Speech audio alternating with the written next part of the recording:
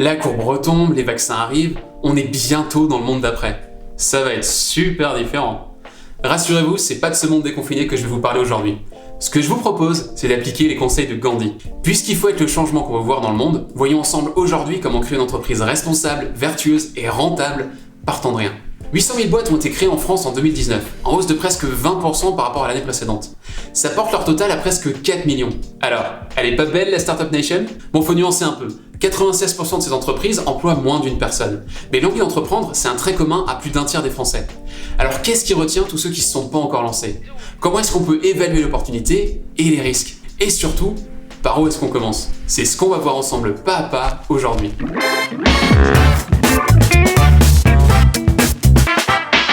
Petite précision indispensable. L'idée qui va nous servir de fil rouge, elle sort pas de mon chapeau.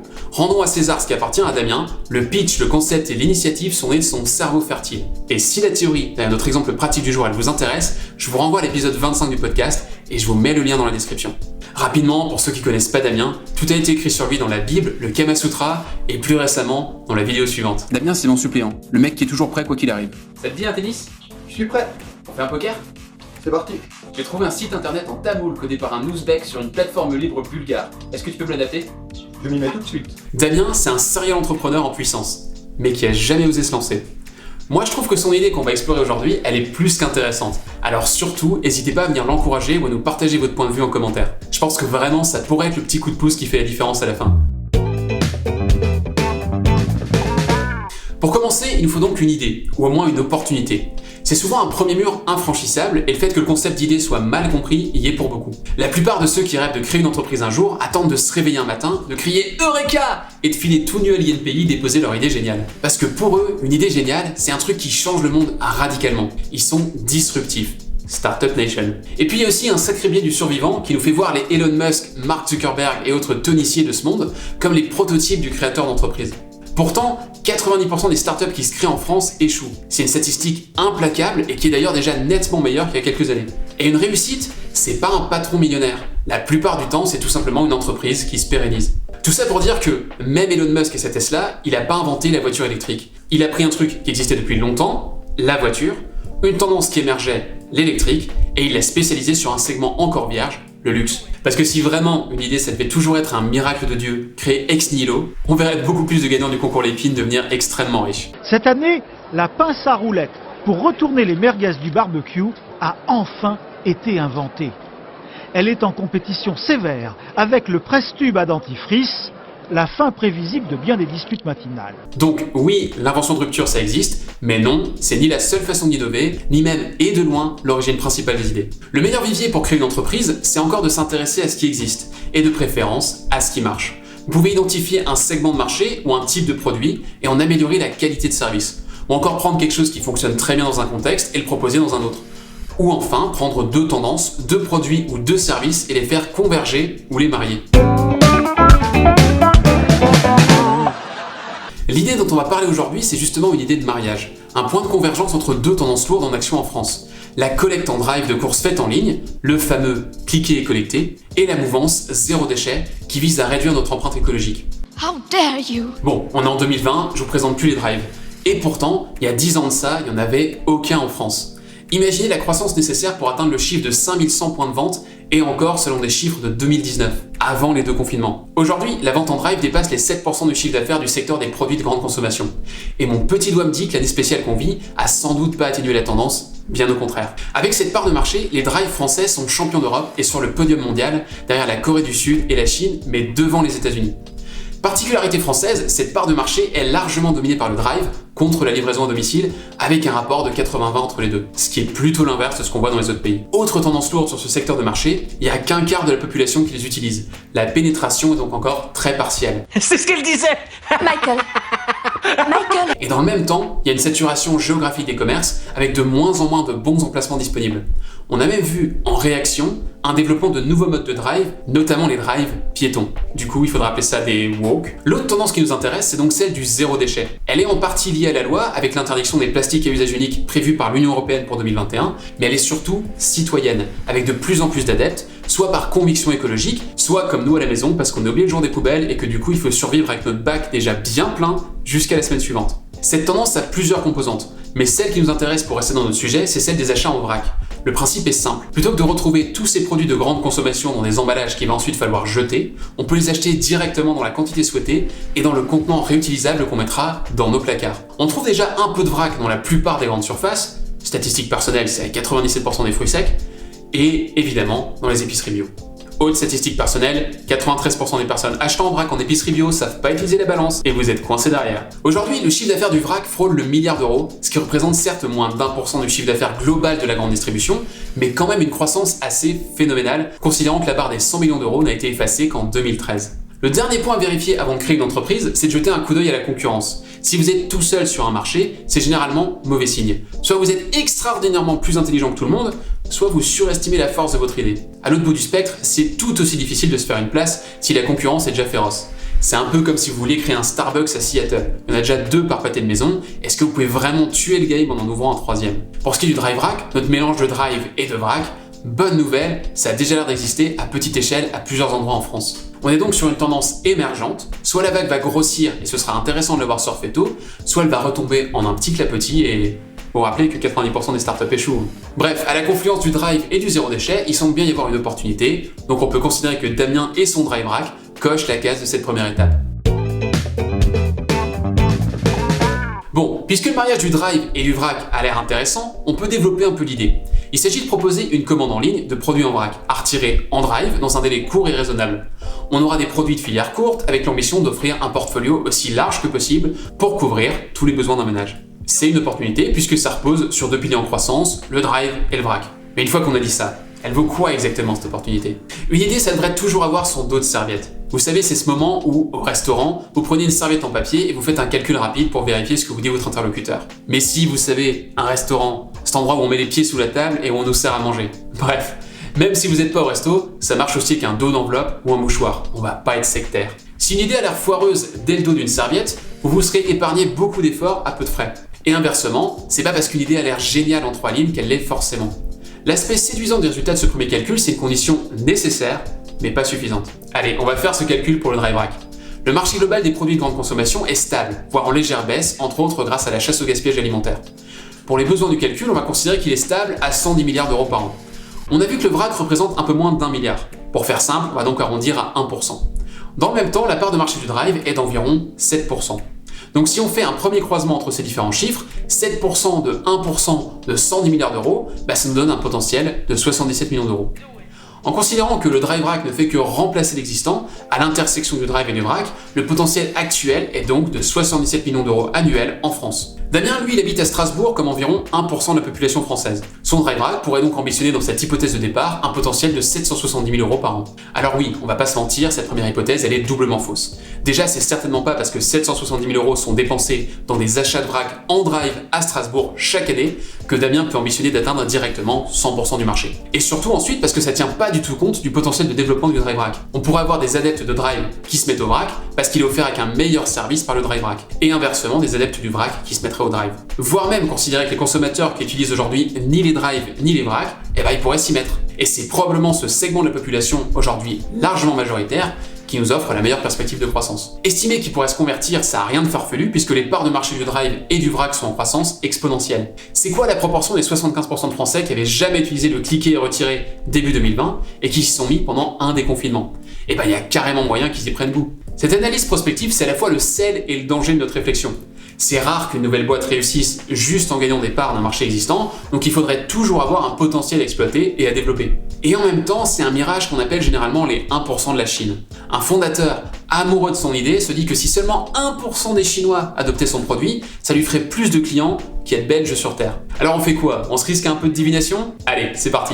On a un marché total très théorique de 770 000 euros sur Strasbourg. Comme c'est pas la cible prioritaire, puisqu'on va chercher à convertir des gens qui utilisent ni les drives ni les vracs aujourd'hui, mettons qu'on en gagne 5% presque sur un malentendu. Ça fait 40 000 euros annuels. On a aussi les gens qui utilisent le drive et pas le vrac. Rien qu'à Strasbourg, ça représente environ 77 millions par an. Mettons qu'on en attrape 0,1%. Ça nous fait 77 000 euros de chiffre en plus. Et enfin, on a ceux qui achètent en vrac, mais pas en drive.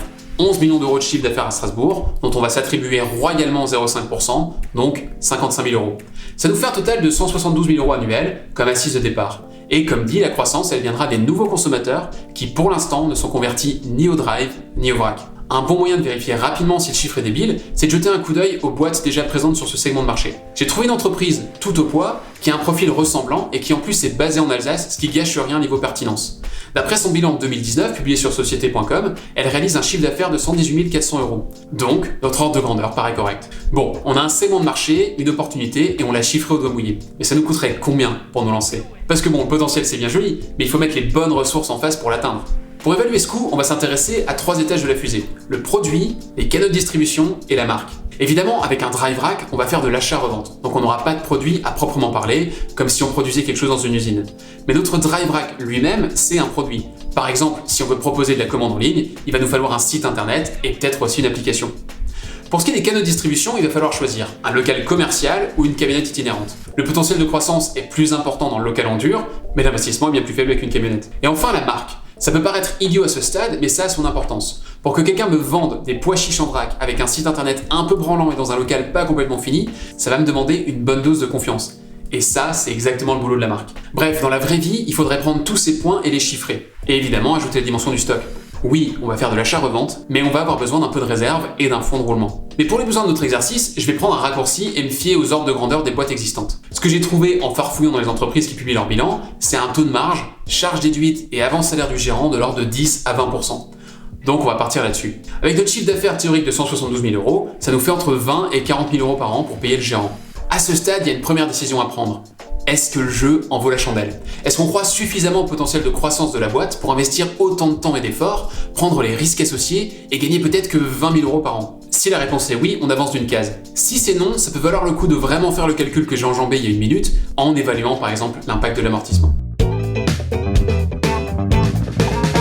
Maintenant, on fait quoi? On prend un rendez-vous à la banque pour souscrire un prêt? On va visiter des locaux? On part voir des fournisseurs? Évidemment, vous pouvez. J'ai pas la prétention d'avoir toutes les réponses. Mais à mon avis, ce serait une sacrée erreur. Vous avez vu que jusqu'ici, on a posé un paquet d'hypothèses. Il serait peut-être temps de vérifier si elles tiennent debout, non? On suppose ce que veulent les clients, mais on le sait pas. On subodore comment les trouver et quel service leur apporter. Mais en toute honnêteté, on n'a pas le début d'une preuve. Alors on fait quoi? On se monte une stratégie 2025 avec 3 implantations et 7 employés et on va la présenter à un banquier? Et si on est mort dans 3 mois, on remboursera notre prêt avec quoi? Des regrets? Alors bien sûr, il faut pas tomber dans l'excès inverse non plus et courir comme des poulets sans tête. Créer une entreprise, c'est pas un sprint, c'est une course de fond. Et ça demande à la fois une vision structurée et une grande flexibilité. Ce qu'on veut trouver aussi vite que possible, c'est un modèle économique durable. Ouais, j'ai essayé de franciser business model. Chaque créateur est libre de définir ça comme il veut. Il y aura sans doute une dimension de rentabilité, et peut-être aussi un impact social, environnemental, ou l'idée de construire quelque chose pour ses enfants. Pour trouver ce modèle économique, il faut résoudre une équation simple. Que veulent nos clients, et comment est-ce que ça peut nous rapporter de l'argent? À ce stade, on est comme Socrate, on sait qu'on n'en sait rien.